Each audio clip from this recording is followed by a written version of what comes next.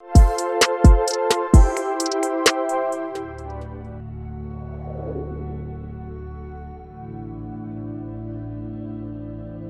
the previous chapter, I had already mentioned the standards for water-resistant watches, and I remind you that a watch is declared water-resistant if it resists at least an overpressure of 2 bar, which is equivalent to a depth of 20 meters. Of course, any resistance higher than this can also be marked on the watch to be valid, as long as the watch really supports it. A majority of brands displays 30 meters, as in the old standard, but it can be much more. But the real question is, what makes a dive watch really a dive watch? The answer is quite easy. The criteria related to the water resistance is clear and quite easy to keep in mind. If a normal watch was declared water resistant at a depth of 20 meters, a diver's watch must withstand at least a pressure of 10 bars, and this is equivalent to an immersion at 100 meters.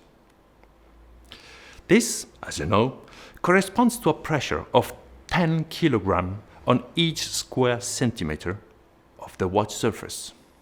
Just imagine, for a watch with a 44 millimeter diameter sapphire crystal, this equals a weight of more than 150 kilograms on the crystal. And of course, here too, we are talking about a standard defining the criteria for divers' watches, the ISO 6425 standard. But that's not all. Let's look together at the other criteria that are mandatory for a real diver's watch. First of all, it has to be at least 100 meter water resistant. It requests a unidirectional rotating bezel, a minute marking for the first 15 minutes at least, even more today. Luminescent marker at 12 on the bezel. Visibility in darkness at 25 centimeter distance. An indication that the watch is running. It means a luminous second hand.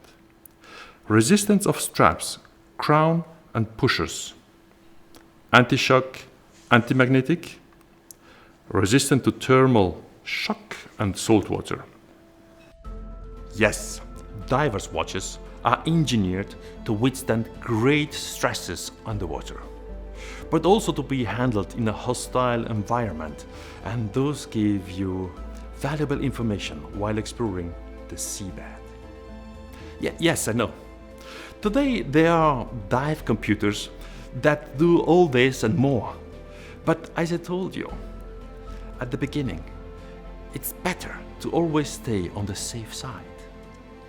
Besides that, to show your sportsmanship, it's still more chic to have a nice diver's watch on your wrist rather than a computer when you're at the office with your suit and tie.